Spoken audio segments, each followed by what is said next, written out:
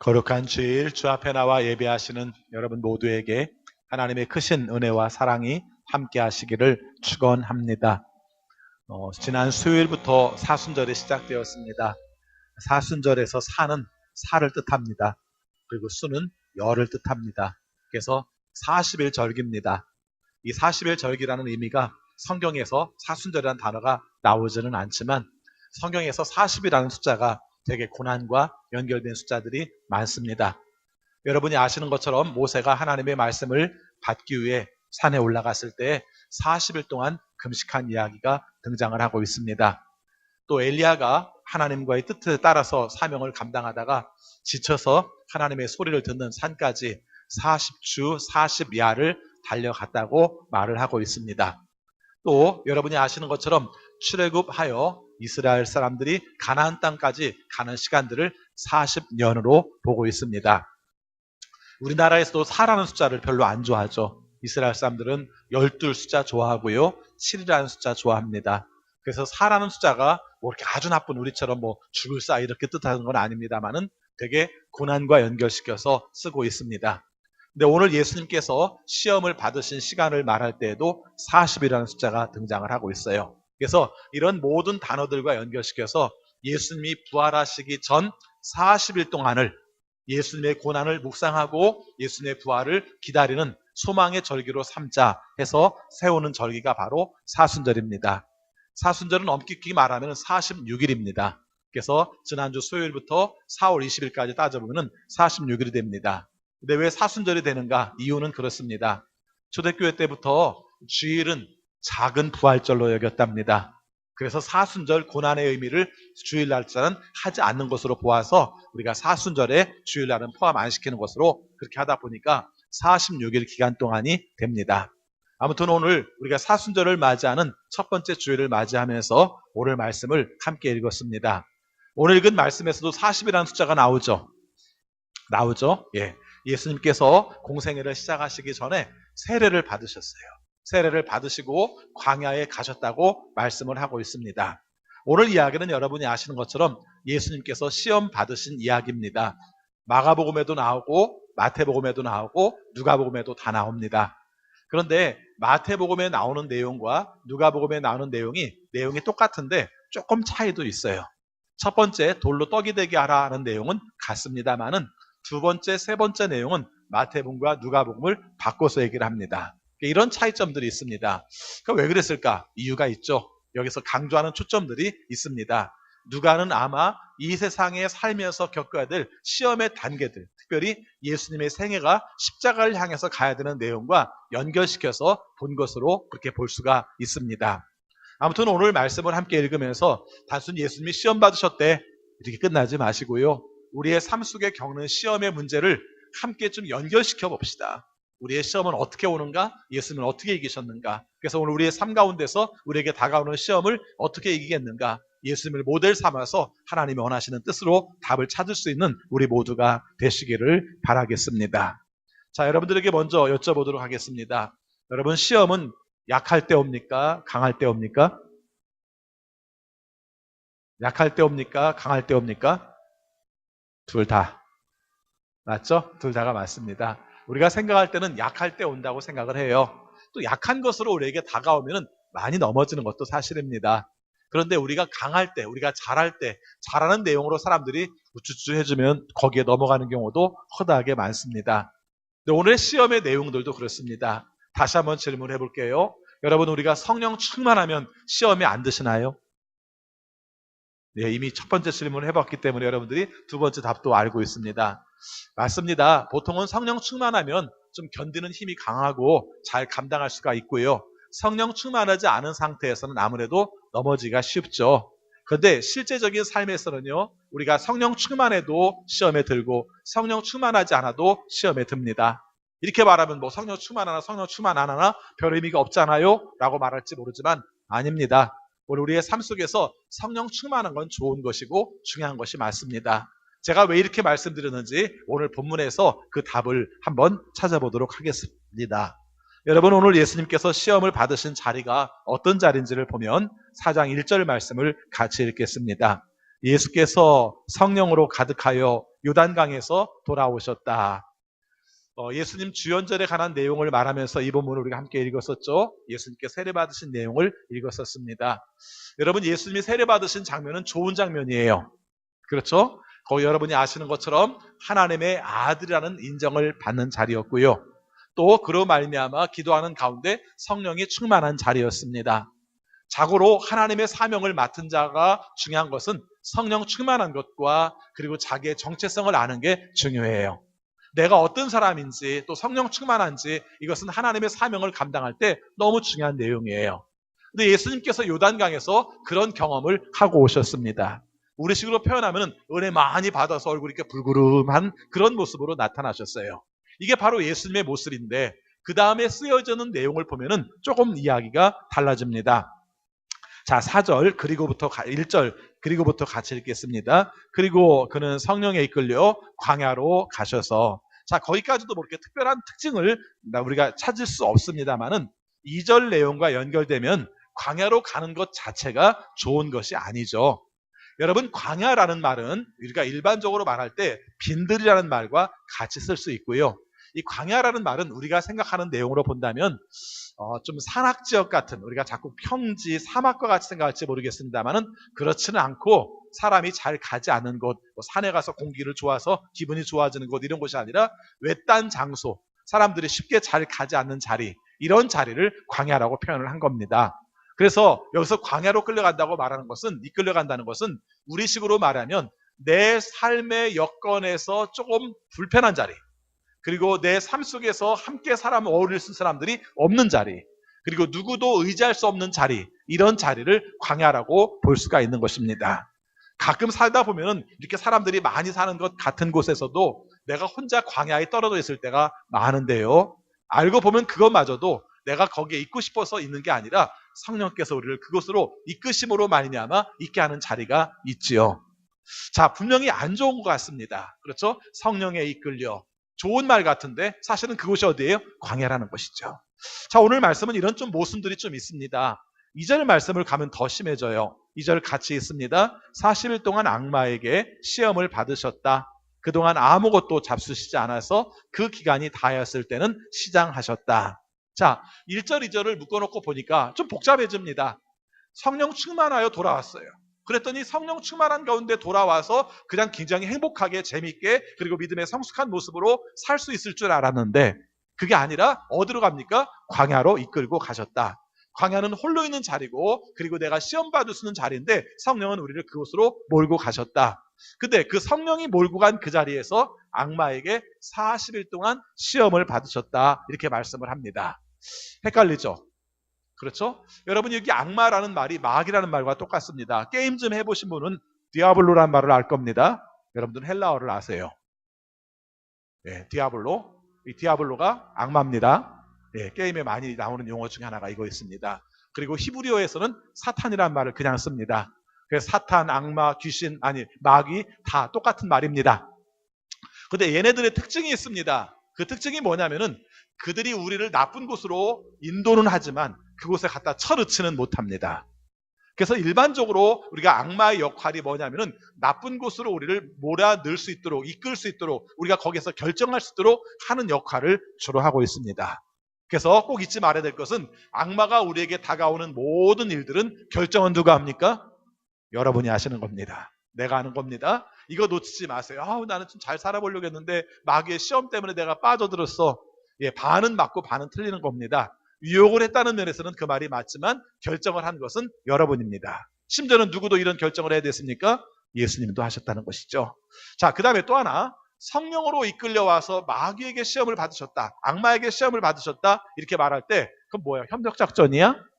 이렇게 생각할 수도 있습니다. 그렇죠? 협력작전이야? 아니, 성령과 악마가 같이 놀아? 같이 놀 수가 없어요. 성향이 완전 다르기 때문에. 그렇죠? 하나님의 거룩한 영은 성령이고요. 그리고 인간을 잘못된 도로 빠지게 하는 건 악마예요. 근데 오늘 말씀으로 보면 순서가 그렇게 연결이 된단 말이죠. 이것을 설명하기는 쉽지 않습니다만은 오늘 우리의 생활 속에서 사례들을 찾아보면 답이 쉽게 나옵니다. 여러분이 성령 충만해졌어요. 성령 충만해졌을 때 나타나는 현상 중에 가장 두드러진 현상은 두 가지입니다. 하나님이 좋아요. 낫죠? 하나님이 좋아요. 하나님께 예배하는 게 좋아요. 하나님의 말씀을 듣는 게 좋아요. 하나님께 함께 하는 것이 너무 좋아요. 두 번째 특징이 있습니다. 성령 충만하게 되면 하나님이 좋은 것으로 말미암아 다른 사람들이 긍휼하게 여겨지고 다른 사람들에게 잘해주고 싶은 마음이 생겨요. 아주 간단한 겁니다. 신앙의 교리에서 이건 너무 중요한 원칙이에요. 그래서 하나님이 나를 불쌍히 여기신 것처럼 내가 다른 사람 보면서 불쌍히 여겨서 그 사람을 돌보고 싶은 마음이 생겨요. 이것이 성령의 하나의 특징이다. 이렇게 말할 수 있습니다. 그런데 여러분 이 내용을 적용해 봅시다. 내 삶 가운데 성령이 충만해서 하나님이 너무 좋아요. 그리고 다른 사람들을 섬기는 게 너무 좋아요. 그래서 열심히 섬겼습니다. 그런데 그런 가운데 트러블이 생깁니다.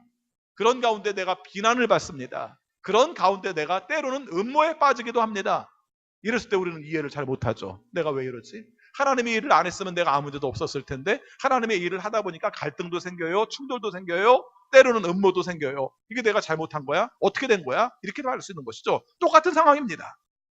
그렇죠? 여러분 성령이 충만한 그 가운데서도 여러분에게 다가오는 시험은 충분히 있을 수 있고요. 때에 따라서는 성령이 충만하기 때문에 우리에게 다가오는 시험은 그런 방식으로 있을 수 있다는 것입니다. 다른 사람의 신경을 안 쓰는 사람은 다른 사람에게 신경 안 쓰는 것이 다른 사람이 뭐라고 하는 것이 아무 문제도 안 되지만 다른 사람을 위해서 살던 사람은 다른 사람을 위하는 것으로 말미암아 공격을 받으면 그 사람이 처참하게 무너질 수 있습니다. 이게 바로 오늘 말씀에서 성령에 이끌려 악마에게 시험을 받으시다라는 말씀에 우리의 삶의 현장 적용입니다. 자, 그 다음에 또 한 가지 생각할 게 있습니다. 그 상황이 어떤 상황인가를 살펴볼 수 있어요. 여기 오늘 악마에게 시험을 받으셨다라고 말할 때 여기서 시험이라는 단어는 두 가지 용어 다 쓰는 겁니다. 그 사람이 잘하는지 못하는지 테스트해보는 것도 시험이고요.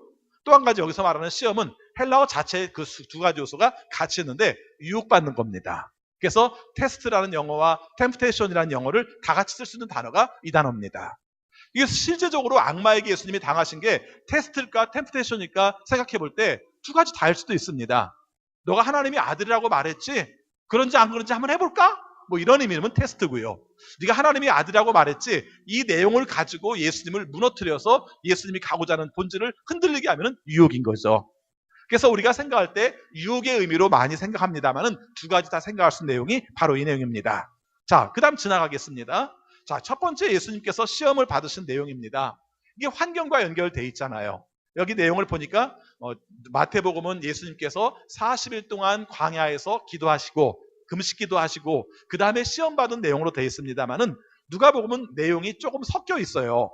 2절 말씀 보겠습니다. 40일 동안 악마에게 시험을 받으셨다. 그동안 아무것도 잡수시지 않아서 그 기간이 다하였을 때는 시장하셨다. 이렇게 말을 합니다. 그러니까 사실은 이 내용으로 보면은 40일 동안 금식을 하셨을 뿐만 아니라 40일 동안 유혹도 받으신 거예요. 이 내용이 그렇습니다. 자, 여러분 생각해 보시면 알겠죠. 이 내용은 우리가 이해하기가 좀 쉬울 겁니다. 여러분 금식 기도하는 가운데 가장 큰 유혹이 뭘까요? 옆집에서 나는 음식 냄새. 하루만 금식을 해보세요. 아침부터 저녁까지 굶어보세요. 그러면요, 코가 굉장히 예민해져가지고 그 들어있는 소스까지 다 느껴져요. 그렇죠? 이런 말이 모순일지 모르겠습니다만은 지금은 그 기도원이 자꾸 정치적 색깔을 드러내서 별로 제가 안 좋아합니다만은 제가 춘천에 있을 때는 자주 가던 기도원 중에 강남 금식 기도원이 있었어요. 근데 강남 금식 기도원의 최대 문제점이 하나가 있어요. 정치적인 거 말고. 강남 금식 기도원의 최대 문제점이 뭐냐면은 밥이 맛있다는 겁니다. 금식 기도원인데 밥이 맛있어요. 물론 거기 오시는 분들이 다 금식하는 게 아니고 거의 대부분의 많은 사람들은 하루 단위로 이렇게 와서 기도하시고 돌아가시는 분들이 많으세요. 양수리 쪽이기 때문에 서울에서도 가깝게 오고 하니까 그런 분들이 많으세요. 근데 정말 밥이 맛있어요. 근데 금식하는 사람들 입장 속에서는 그게 얼마나 유혹이 되겠습니까? 그렇죠? 자, 오늘 말씀도 그런 말씀입니다. 예수님께서 금식을 하신 가운데에서 악마가 먼저 다가온 시험은 뭡니까? 먹는 것 가지고 시험을 하셨습니다. 자, 그래서 이렇게 얘기했습니다. 너 하나님의 아들이지? 그렇다면 여기 있는 돌을 갖다가 떡을 만들어봐. 이렇게 말을 했습니다. 첫 번째는 배고프다는 입장 속에서 와, 그거 만들어서 먹으면 좋죠. 그렇지 않습니까? 얼마나 좋아요. 또 우리의 삶 가운데서도 먹을 걸 주는 것만큼 좋은 게 어디 있어요. 또 실제 이 내용을 살펴보면요, 예수님의 사역 가운데서 배고픈 사람들에게 먹는 것을 주는 사역이 있었어요? 없었어요? 있었습니다. 성경에 기록된 것만도 2건 이상이 있습니다. 그렇죠? 있었어요. 이런 내용으로 볼 때 이 시험은 시험이 아니라 어쩌면 하나님의 아들인 것을 증명해 볼 수 있는 사건이었습니다. 그래서 그 악마가 요구할 때 너 한번 그렇게 해봐. 돌로 떡을 되게 해봐. 라고 말했을 때 나 같으면 했을 것 같아요. 봐, 나 하나님의 아들 맞지? 이렇게 말했을 것 같습니다. 여러분, 기적이라는 것은요, 되게 두 가지 요소가 포함되어 있습니다. 첫 번째는 뭐냐면요, 그 상대방이 불쌍해서 기적을 일으켜요. 맞죠? 예, 그 사람이 불쌍해서 일으켜요. 아프든지 장애를 가졌든지 그 사람이 죽었든지 귀신 들렸든지 그 사람이 불쌍해서 기적이 일어나요. 그 다음에 또 한 가지, 기적의 또 하나의 특징이 하나 있습니다. 누구나 다 하면 기적이 아니죠. 그래서 기적이라고 말할 때는 아무나 하지 못하는 것을 하는 게 기적이기 때문에 기적을 일으킴으로 말미암아 하나님의 권능을 가진 사람이라는 표시가 될 수 있어요. 맞죠? 자, 이렇게 생각한다면 예수님은 돌로 떡이 되게 하시는 것이 옳습니다. 악마의 말이 잘못된 게 아니라 옳아요. 당신이 돌로 떡이 되게 하면 당신은 하나님의 아들이라는 게 증명이 돼. 그렇게 한번 해봐. 이렇게 말할 수 있습니다. 그런데 안 하셨어요. 안 하신 내용이 보면 우리가 들을 때도 일상적인 삶 가운데서 오히려 약해 보입니다. 오늘 우리의 삶 가운데 그렇죠. 여러분, 돌로 떡이 되게 하는 게 힘들어요? 돌로 떡이 되게 안 하는 게 힘들어요? 잘 생각해 보시기 바랍니다. 여러분 한번 해보세요. 돌로 떡이 되게 하실 거예요? 하실 수 있어요? 없잖아요. 상대방이 너 못하지 이렇게 말하면 약오르잖아요. 이런 가운데서 우리가 하는 일이 얼마나 많은지 모릅니다. 그런데요, 예수님께서 이 일에 대해서 단호하게 말씀하셨는데 단호하게 말한 게 어떤 때는 약하게 들려요. 자, 돌로 떡이 되게 해봐 이렇게 말했습니다. 4절 예수님의 대답을 들어보겠습니다. 예수께서 악마에게 대답하셨다. 성경에 기록하기를 사람은 빵만 먹고 사는 것이 아니야. 그렇게 말씀하셨다는 겁니다. 여러분, 그게 어떤 사람들 입장 속에는 되게 약해 보이는 말이잖아요. 아니, 만들면 되지. 안 만들고, 만드는 거 우리가 떡 하나님의 말씀으로 살아야 된다고? 에이, 못하니까 그렇게 말하지. 말할 만한 그런 내용이라는 겁니다. 여러분, 여러분의 삶 가운데서도요, 의외로 이런 유혹이 많아요. 우리가 생각할 때는 내가 약해서 못해서 유혹이라고 생각할지 모르지만 할 수 있음에도 불구하고 안 해야 되는 유혹들이 의외로 많아요. 여러분, 여기에서 우리가 말할 때 마귀가 시킨 것 때문에도 문제가 되지만 또 한 가지는 예수님께서 이 땅에 오신 본질, 목적이 무엇인가를 살피는 것입니다. 뒤에 가서도 이 말씀을 한번 더 하겠습니다만은 예수 그리스도께서 하나님의 아들이시고 하나님의 아들로서 오신 이유는 능력을 보여주게 오신 것이 아닙니다. 오히려 자기 자신이 죽음으로 말미암아 모든 사람의 죄의 대가를 지불하고 그로 말미암아 우리를 구원하시는 것이 목적입니다. 좀 더 심하게 말하면 그분의 약해짐으로, 그분의 낮아짐으로, 그분의 죽으심으로 말미암아 우리를 구원하시는 것이 목적이라는 것입니다. 본질을 잃지 말고 사시기 바랍니다. 내가 뭐 하는 사람인가? 내가 많이 갖고 내가 많은 것들을 얻으면 이게 유익한 것인가? 아닐 수 있다는 것입니다. 내가 능력으로 보여주는 것 자체가 오히려 본질에서 어긋날 수 있는 삶을 살게 할 수도 있다는 것입니다. 특별히 두 번째 시험에서는 그 문제가 더 두드러지게 나타나고 있습니다. 또 한 가지 여기서 잊지 말아야 될 것은 예수님께서 시험을 이기실 때 무엇으로 말씀을 하셨습니까? 성경 말씀으로 하셨다는 것입니다.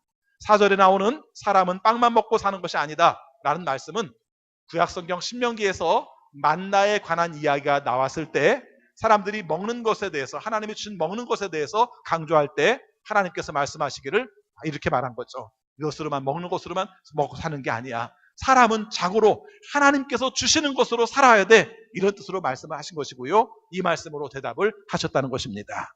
여러분의 삶 가운데 여러분이 잘할 수 있는 것, 여러분들이 잘해보기를 사람들이 원하는 것, 이것 때문에 넘어가지 마시고요. 주님께서 여러분들에게 진정으로 원하시는 것, 그것이 낮아지는 것이고 약해지는 것이라 할지라도 그것이 있다면 그 정체성을 잊지 말고 믿음으로, 말씀으로 이겨나가는 우리 모두가 되시기를 바라겠습니다. 두 번째입니다. 이 두 번째 시험이 복잡해요. 그렇죠? 우리의 삶 가운데 겪는 이 시험이 얼마나 많은지 모르겠습니다. 자, 5절, 6절 말씀, 7절까지 같이 있습니다. 그랬더니 악마는 예수를 높은 데로 이끌고 가서 순식간에 세계 모든 나라를 그에게 보여주었다. 그리고 나서 악마는 그에게 말하였다. 내가 이 모든 권세와 그 영광을 너에게 주겠다. 이것은 나에게 넘어온 것이니 내가 주고 싶은 사람에게 준다. 그러므로 네가 내 앞에 엎드려 절하면 이 모든 것을 너에게 주겠다. 아멘. 순식간에 이 세상의 모든 것을 한꺼번에 다 예수님께 보여줬다는 거예요. 악마가. 그렇죠? 이 세상의 모든 걸 다 보여줬다는 겁니다. 그러면서 한 말이 건방지게도 이런 말합니다. 이 모든 권세와 그 영광을 너에게 주겠다. 이것은 나에게 넘어온 것이기 때문에 내가 주고 싶은 사람에게 줄 수 있다라고 말했다는 것입니다. 악마 거예요? 이 세상의 모든 권세와 영광이 악마 거예요? 하나님 것이죠. 자, 그런데요, 현실적으로 우리의 삶에 적용을 한번 해봅시다. 여러분, 이 세상의 모든 것이 하나님 거라고 우리는 말하고 있습니다만은 이 세상이 가지고 있는 모든 것이 사실은 우리의 삶 가운데서 바라볼 때 악마 거 아닌가요? 저는 가끔 그런 생각을 해요. 여러분, 우리가 살고 있는 세상 속에서 가장 중요한 게 뭐죠? 여러분, 이 세상의 가치 중에서 가장 중요한 가치로 여기는 게, 이 세상에서 중요하게 여기는 가치가 뭐예요? 돈 아닌가요? 맞잖아요. 자본주의 사회에서 가장 중요한 가치는 돈이에요. 그리고 돈이라는 것이 알고 보면 하나님께서 우리들에게 주신 것으로 생각해서 우리가 마음껏 누리고 잘 쓰고 있는 것 같습니다만은 세상 돌아가는 이치를 바라보세요. 여러분, 돈이 여러분의 삶을 자유롭게 하나요? 돈이 여러분의 삶 속에 풍요롭게 하나요? 그렇지 못해요. 오히려 지금 나오고 있는 것처럼 돈을 가진 권세가 따로 있는 것 같아요. 자본주의라는 운영 체계를 가지고 있는 권세가 따로 있는 것 같아요. 이 세상의 모든 것이 하나님께 놓여 있는 건 맞지만 우리가 일시적으로 사는 지금의 세상을 보면 자본주의라는 어떤 또 하나의 주체가 있어서 그것에 의해서 흔들리고 사는 것 같아요. 사실 예수님도 그런 말씀을 하셨죠. 너희는 두 주인을 섬길 수 없다, 이렇게 말씀하시면서 하나는 한 분 하나님이세요. 그리고 또 한 분이 누구예요? 또 한 분이 아니라 맘몬이었어요. 맘몬은 다른 것이 아니라 돈의 신이에요. 여러분, 예수님이 살던 시대에도 마찬가지로 자본주의로 인하여서 사람들이 거기에 다 매여 살고 있었던 것이죠. 지금 이 내용을 바라볼 것 같으면 우리의 삶 속에 이런 문제들이 얼마나 많은지 몰라요. 더 현실적으로 얘기해 볼까요? 여러분, 우리가 얼마 되지 않는 월급이라고 해서 그것 때문에 힘들기도 하고 어렵기도 하지만은 그거에 매여서 내 뜻대로 하지 못하는 게 얼마나 많아요. 그렇지 않습니까? 200만 원 받는 삶이 그것이 내 모든 삶의 족쇄가 되어서 그에게 모든 것이 매여 있어서 내 뜻대로 하지 못하는 게 얼마나 많아요. 하나님께서 주신 것이라고 말을 하지만 세상의 입장에서는 돈 가진 자가 권력자고 악마란 말이죠. 예, 돈 많이 가졌다고 악마라고 말한 건 아닙니다. 다만 오늘 말씀을 연결시켜 살펴보면 그런 뜻을 가지고 있는 것이죠. 자, 이 내용 가운데에서 그에게 절하도록 하라, 나에게 절하면 너에게 그런 것을 주도록 하라는 시험은 여러분의 삶 가운데 얼마든지 많이 있지 않습니까? 악한 길로 여러분을 빠지게 할 때 이것을 하고 나면 이와 같은 성과가 너에게 있어, 다 그런 거 아니겠어요? 이번 한 번만 해봐. 그래서 이번 한 번만 하고 나면 그 다음부터는 악한 일을 너에게 시키지도 않겠어라는 유혹이 우리의 삶 가운데 충분히 있지 않습니까? 예수님도 그런 시험을 겪으셨다는 거예요. 그렇죠? 내가 주고 싶은 사람에게 줄 수 있어. 얼마나 세상에서 많이 듣는 말이에요. 나에게 절해봐. 그럼 내가 얼마든지 많이 할 수 있는 내용이죠. 자, 근데 예수님께서 이 문제에 대해서 대답을 간단하게 하셨습니다. 8절 말씀입니다. 같이 읽습니다. 예수께서 악마에게 대답하셨다. 성경에 기록하기를 주 너의 하나님께 경배하고 그분만을 섬겨라 하였다. 여러분, 우리의 삶 속에서 그런 경우 많지 않나요? 내가 아까 조금 전에 물질에 관한 이야기를 했습니다만은 물질은 그만두고라도 내 삶 속에 정말 재능이 필요한 사람들은 이런 재능 하나만 얻을 수 있다면 내가 다른 것을 다 주고라도 그 재능을 얻고 싶다는 생각을 가진 적 있지 않습니까?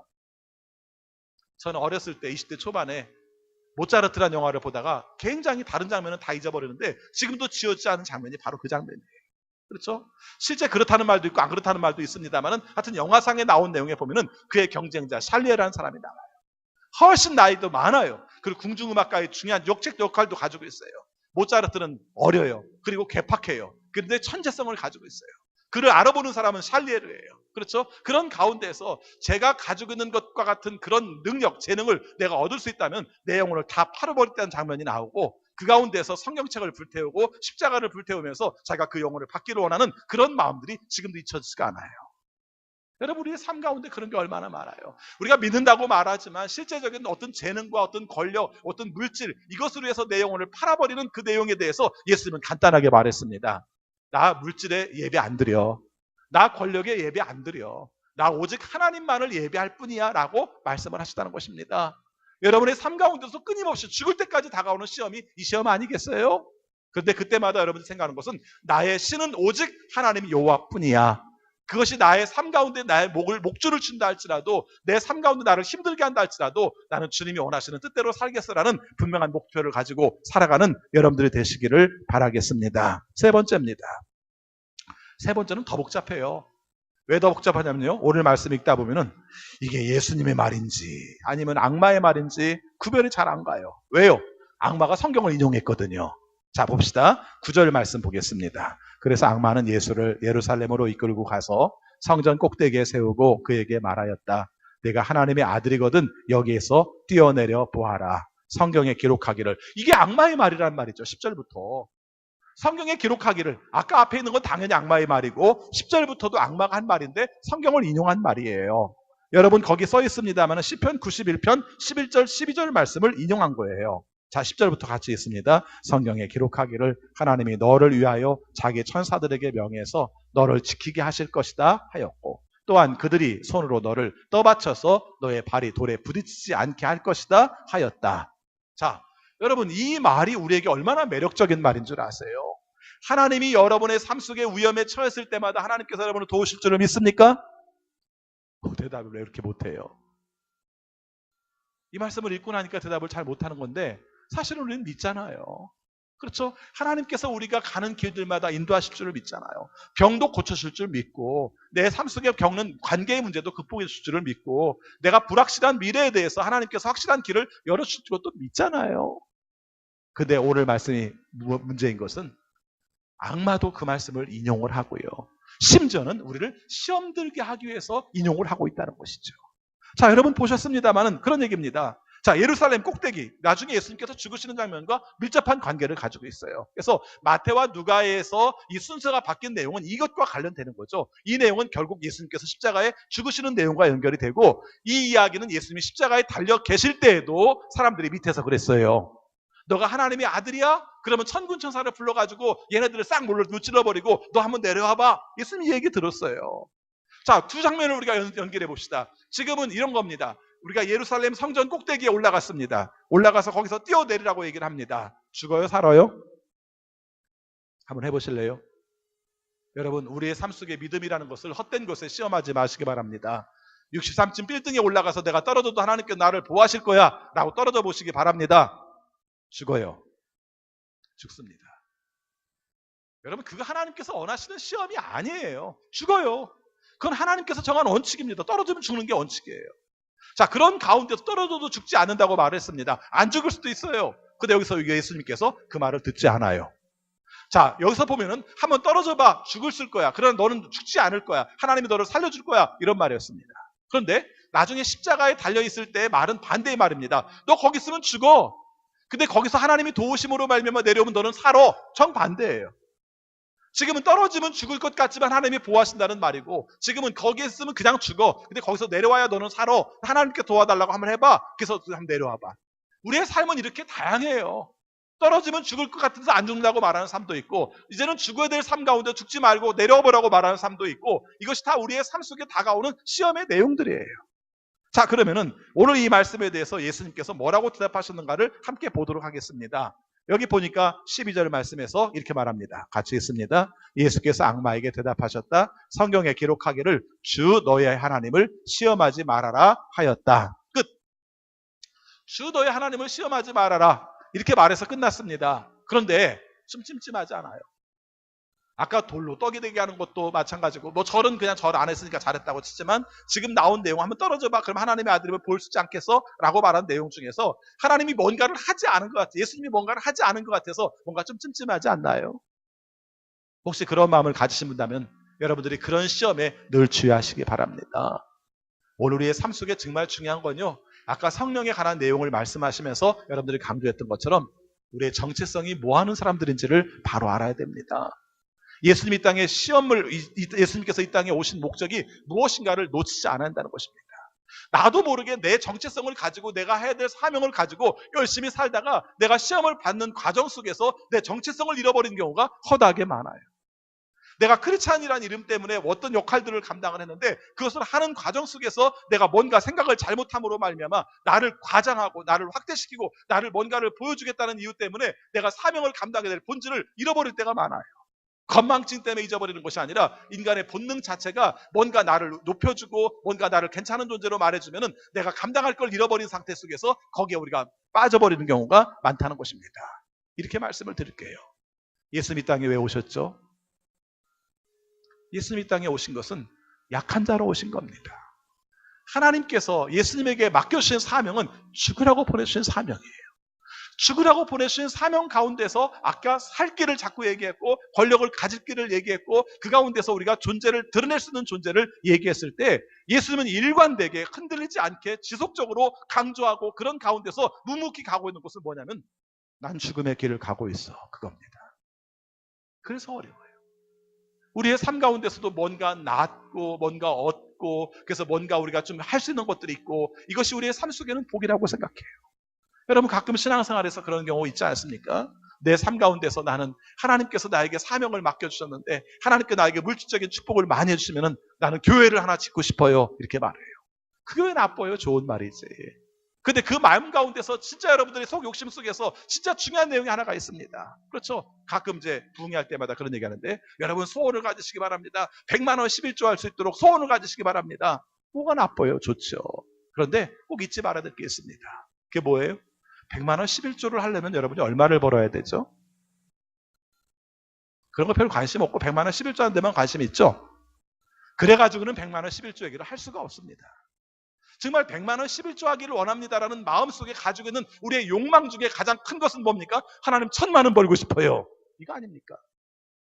우리의 본질 속에서 하나님이 원하시는 길을 묵묵히 걸으면서 그 사명을 감당하면서 하나님이 원하시는 뜻을 가지면서 우리의 명분 속에서는 그렇게 말하는 것 다 시험입니다. 안 그런가요? 여러분 우리의 삶 속에 그렇죠. 하나님을 믿으면서 기왕이면 내 삶 속에 좋은 영향력을 미치고 싶어요. 그래서 내가 권력을 갖고 싶어요. 이 권력으로 하나님께 영광을 돌린다면 얼마나 좋겠습니까? 우리는 해방 후 지금까지 겪은 기독교인과 정치인의 연결 속에서 우리에게 준 메시지를 우리는 굉장히 많이 받아왔어요. 그렇죠? 그래도 예수 믿는 사람들이 한다면 훨씬 낫지 않을까라는 그런 기대를 얼마 전까지도 우리는 가져왔어요. 근데 어떻습니까? 안 그럽니다. 권력을 가진 것 나름대로 어떤 역할들을 감당할 때 그것이 기독교적인 좋은 영향으로만 나타나지는 않았어요. 제가 볼 때는 정치와 기독교가 연결돼서 우리에게 미친 영향은 훨씬 손해지 이익되는 것은 별로 없습니다. 오늘 놓치지 마시기 바랍니다. 여러분들이 뭔가를 가졌기 때문에 그것으로 하나님의 역할을 크게 한다고 생각하지 마세요. 하나님이 여러분의 약한 것으로 하나님의 일을 하기 원하시면 여러분은 약한 걸로 감당을 하셔야 됩니다. 나는 너무 약해. 나는 너무 부족해. 나는 이것을 가지고 도대체 드러낼 수 있는 게 하나도 없어. 라고 말씀할지 모르지만 예수님은 더 약한 것으로 사명을 감당하셨습니다. 그게 뭐였습니까? 죽음으로요. 우리 사순절 기간을 맞이하면서 뭔가 대단한 일을 한다는 것만 초점 맞추지 마시고요. 제가 금년에 특별히 우리가 40일 동안 사순절 기간 동안에 뭘 하지 맙시다. 뭘 금합시다라는 말을 안 하려고 합니다. 이번에는 반대로 뭘 합시다라는 말을 좀 해보려고 해요. 제가 하지 말자는 것과 하자는 것이 똑같게 하겠습니까? 다른 것이죠. 그래서 이번에는 안 하는 것도 중요하지만 하는 것, 특별히 그 중에서도 하나님께서 우리에게 맡겨주신 본질의 내용들이 무언가를 살피는 그런 마음을 가지고 살아갔으면 좋겠습니다. 오늘 시험의 핵심은 그겁니다. 하나님의 아들이거든 이라는 이유 때문에 우리가 넘어가는 부분들이 얼마나 많은가. 내가 많은 것이 좋은 것이 내 삶 속에 많이 얻는 것이 축복이라고 생각할지 모르지만 진짜 축복은 흔들림 없이 하나님께서 나에게 맡겨주신 정체성을 가지고 끝없이 사명을 감당하며 가는 게 축복이다. 그래서 예수님의 시험은 예수님이 이기신 겁니다. 자, 오늘 마지막 말씀에서 좀 찜찜한 부분이 남아요. 13절 말씀을 안 읽었는데요. 이 13절 말씀을 안 읽어도 문제가 없어요. 근데 13절 말씀이 걸려요. 우리 13절 말씀을 같이 읽겠습니다. 악마는 모든 시험을 끝마치고 물러가서 어느 때가 되기까지 예수에게서 떠나 있었다. 뭔가 좀 이상하지 않아요? 예수님께서 시험을 한 번 받은 것으로 끝난 게 아니라는 얘기죠. 그렇죠? 악마가 모든 시험을 끝마치고 물러갔어요. 근데 언제까지요? 어느 때가 되기까지. 어느 때가 되기까지 예수에게서 악마가 떠나 있었을 뿐이지 악마의 존재는 사라졌어요? 안 사라졌어요? 사라지지 않았다는 것입니다. 자, 예수님 얘기로 연결시켜보면 어느 때까지라고 말하는 어느 때까지가 언제였을까요? 그렇죠. 예. 가깝게는 가룟 유다의 배신, 그리고 조금 더 시간이 지나면 겟세마네 동산에서의 갈등, 내가 죽어야 되나 말아야 되는 이 갈등, 이때도 악마의 영향과 있는 것이고요. 그리고 가장 최후의 절정은 십자가 위에서, 그리고 아까 말씀드렸던 것처럼 다른 사람들이 한번 내려와봐, 천군 천사를 동원해서 저 로마군들을 없애봐, 그리고 거기서 내려옴으로 말미암아 너희 하나님의 아들됨을 보여줘 라고 말한 자리까지 오늘 우리의 삶 속에 연결시키면 우리가 어떤 한 가지 문제를 극복하면 시험이 완전히 끝났다고 생각하지 마시기 바랍니다. 어느 때가 되기까지, 그렇죠? 어느 때가 되기까지는 그것이 없을지 모르지만 또 우리의 삶 속에 다가오는 시험으로 우리는 충분히 감당하면서 살아야 하는 것이죠. 생각해보면 강하면 강할수록 더 강한 시험이 옵디다. 그렇다고 우리가 약해질 수 있습니까? 약해지면 약해진 대로 시험이 더 힘들게 느껴지기도 하고요. 시험을 두려워하지 마시고요. 하나님께서 주는 힘으로 말미암아 그것을 잘 감당하시되, 잘 감당하는 방법은 성령 충만하여 여러분의 정체성을 가지고 하나님께서 맡겨신 거기에 초점을 맞추고 살아가시기를 바라겠습니다. 여러분을 너무 과대평가도 하지 마시고요. 여러분을 너무 여러분들이 최소로 우리가 작게 컴프레스로 여러분에게 서지도 마세요. 하나님 우리에게 맡겨신 역할을 감당하면 그것이 큰 것이든 작은 것이든 보잘것도 없는 것이든 관계없습니다. 맡겨진 사명을 통해서 하나님께 영광 돌리는 우리 모두가 되시기를 바라겠습니다.